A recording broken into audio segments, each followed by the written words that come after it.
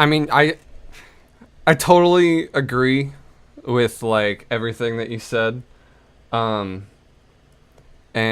I mean, doing this podcast, I do like it because I hear like a random question in another podcast and I think, oh, that'd be good for ours. Yeah. And then I save it.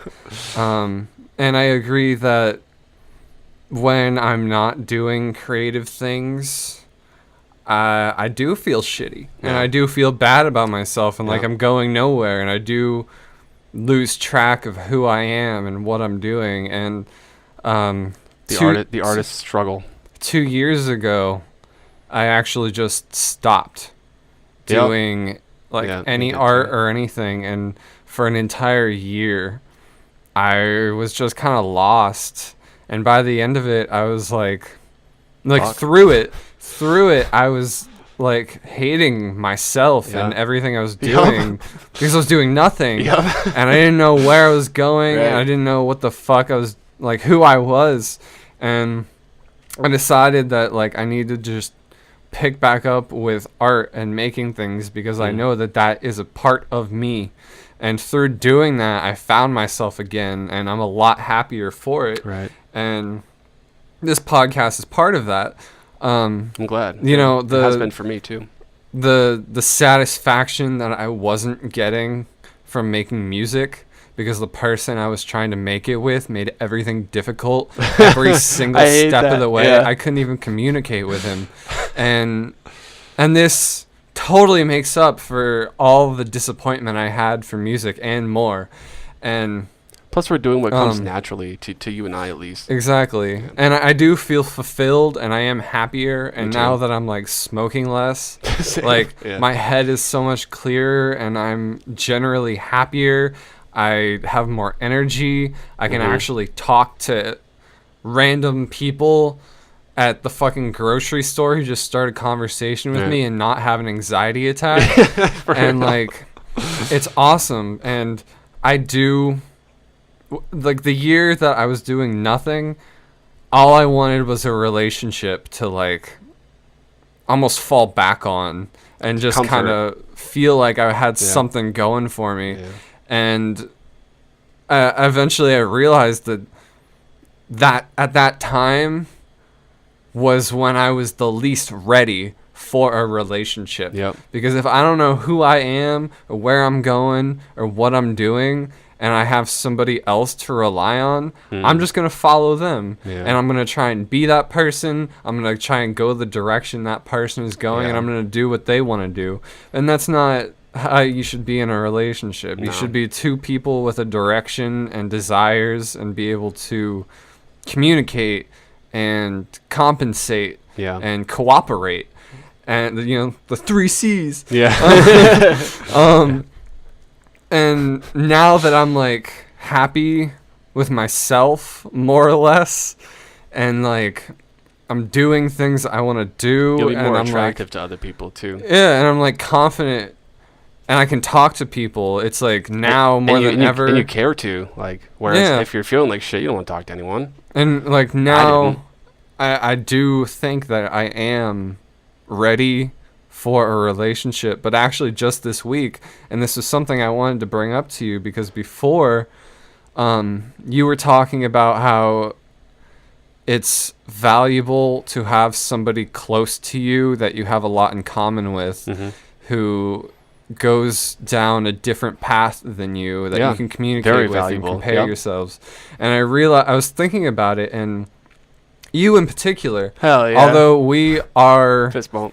we're very different people in many aspects. Yeah, I see that. But we also, I think you and me have more in common than I do with probably almost anybody else really that I know. Yeah, I would agree. And I realized that one of those paths where we sort of diverge is in our relationships. You've been in your relationship for years. Yeah.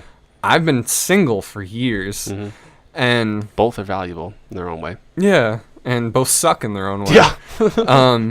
But I'm But they both get better in their own way. and in the same way that now your relationship is in a good place, and now took a lot of work, a lot of time, a lot of struggle. You're lot of trying heartbreak. to get yourself into more like extracurriculars, you know, like art and like this podcast, and quite the opposite.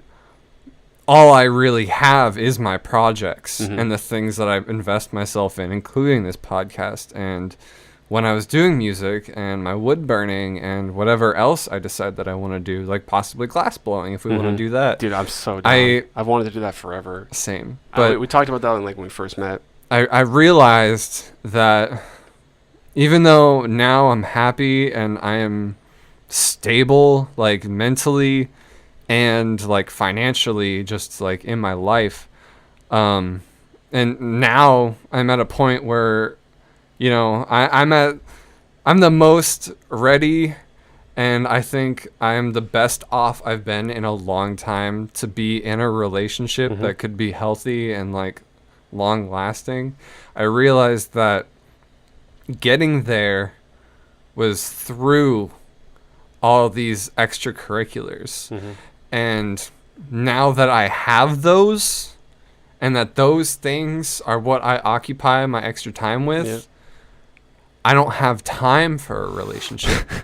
That's hard. I was the other way around. I was fully enveloped in my relationship. I didn't have time for shit else. Exactly. And now if I do find somebody that I care about, it's all about balance. And and it's like it can't be one of those people like, oh, you're gonna go do that. I know, but like that, I realized that the key to having a relationship and also having these projects that I value so much that I feel like make me, that balance is what is going to be the crucial key, and that balance is also what's going to be the most difficult, stressful fucking thing to find and like get working.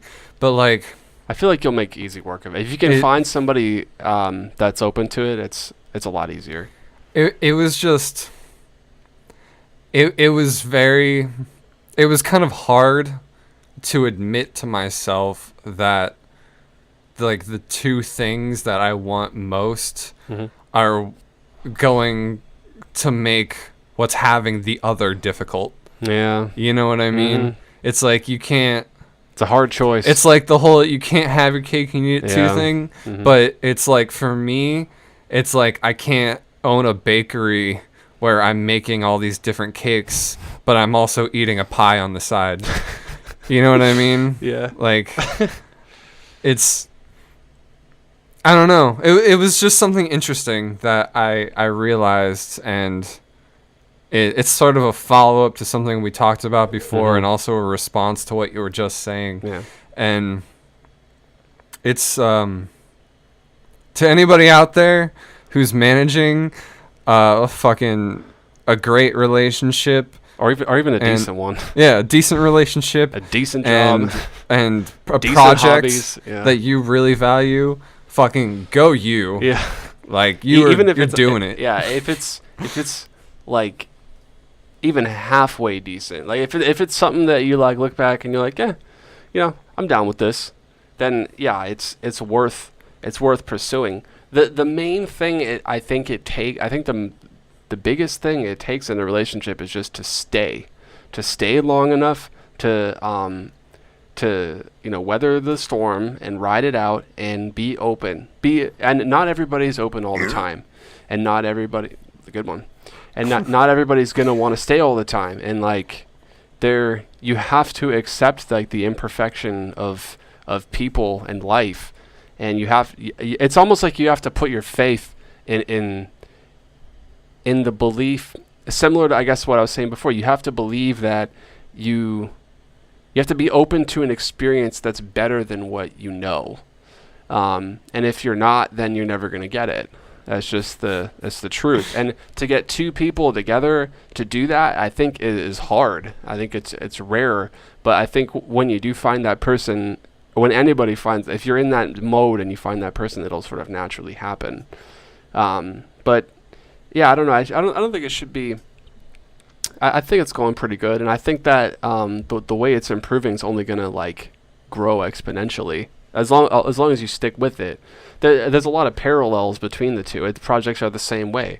As long as you stick with it and you stay open, and you value it enough to know, because like for a few years, like when you said that like you took that year off or whatever, and from projects and stuff, I had like 5 or 6 years where I struggled and I tried to pick up new things. I tried to pick up old things. And I would start and I would do pretty well, and then I'd fall off with it. But I always had my job, and I always had my relationship, and I had these other things that were consuming my time and energy and attention. But it wasn't until I made the realization that those things are important, and it doesn't matter what it is, but that just for my own sake, that I needed to make a stand for myself, whether it be martial arts, whether it be yoga or music or whatever, that it's of equal value. And I think if somebody respects you, who you are, and this goes for everybody, they won't want you. I think a lot of people, I don't really necessarily know where it comes from or why, but they don't want the people they're with to do well, or maybe they don't want them to do better than they are, because they feel like if they do better than you're doing, then they might leave or something, or they might be unfaithful, or who knows. Like it's fear driven is what I'm saying. I get what I'm saying. Inferiority complex, or whatever it might be. It can happen to anyone, I feel. But if somebody truly truly values you in that way, they'll want you to be your best, and that they'll want you to pursue the things that make you happy. And like I said, it's been a known fact for a long time that if you feel good, you look good, and then obviously if you look good, you feel good too. They both, but I don't think that's any coincidence. Like I think they're both important, but it's like when you're younger, especially, and you've never really had any type of companionship like that, it seems like the most important thing ever, and it's easy to kind of throw everything else out the window. It wasn't really until I lost the opportunity. I think I've already said that too. Until I lost pretty much almost lost every opportunity forever for doing anything outside of work and like being a partner. To where I was like, oh shit, like I gotta get my shit together, because I'm gonna lose this forever, or at least for a really long time, if I don't get my shit together. It's almost like how they say the darkest points reveal to us the most. Like, I don't know what the fucking saying is, but it's like they're always. Actually, I think at the end of the last episode of the Legend of Korra, Avatar Aang appears to Korra as like a whatever, like the way Yoda does to Luke Skywalker, as like a spirit, and says something like that to her. It's almost like, in your darkest moments is when you find what really matters, essentially. I think that was when she got her bending back or something like that. Spoilers.